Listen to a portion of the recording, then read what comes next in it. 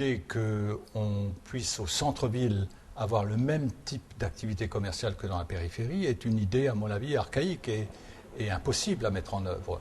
Il faut donc prévoir pour le centre des villes des créneaux commerciaux, des locomotives commerciales également, qui puissent rendre le centre-ville attractif, pas seulement pour les touristes, mais aussi pour les Strasbourgeois, les habitants de la communauté urbaine. Pour Strasbourg, il y a eu l'opération dite des Halles, qui a servi effectivement de moteur commercial pour le centre-ville. Parce que quand les gens viennent au centre-ville et qu'ils vont dans cette galerie commerciale, il y a des chances aussi pour qu'ils aillent ailleurs dans d'autres boutiques du centre-ville. En ce qui concerne l'offre culturelle, Strasbourg a depuis très longtemps une offre extrêmement diversifiée et qui pour l'essentiel est localisée au cœur de la ville.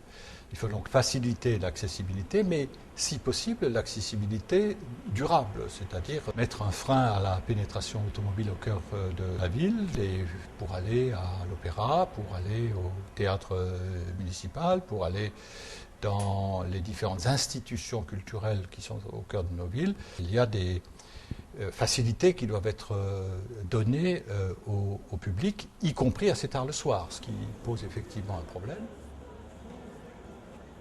Cette politique, elle peut se résumer de façon très simple. Il s'agit effectivement, globalement, de faciliter l'entrée en ville par l'intermédiaire des transports en commun, que ce soit les bus, que ce soit les tramways, ou que ce soit les autocars interurbains.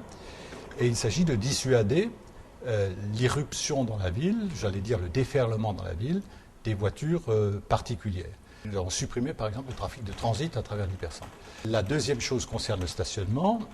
Nous avons volontairement arrêté d'augmenter l'offre de stationnement en hypercentre.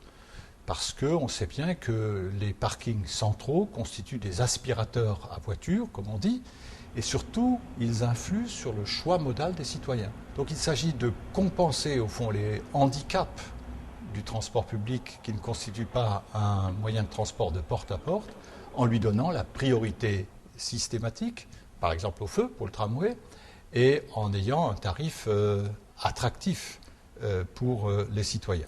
Aujourd'hui, le tramway est plébiscité et d'une certaine manière, il est victime de son succès. C'est-à-dire qu'on a une offre qui est insuffisante par rapport à la demande croissante et il faut donc investir encore lourdement dans le transport public. Je suis très résolument favorable aux sociétés d'économie mixte depuis fort longtemps parce que je considère que dans un certain nombre de domaines, les entreprises privées ne peuvent pas, du fait des logiques de profit qui sont les leurs, faire face à la demande de services publics. Les SEM sont des outils qui sont contrôlés par la collectivité et qui doivent rendre ce service public. Je prends un seul exemple, l'exemple du stationnement, la gestion des parcs de stationnement. Il est évident qu'une SEM, à partir du moment où elle s'inscrit dans les logiques politiques de l'autorité organisatrice, ne pourra pas, en tout cas chez nous, faire construire des parkings en hypercentre de Strasbourg. C'est pourtant ces parkings-là qui sont les plus rentables.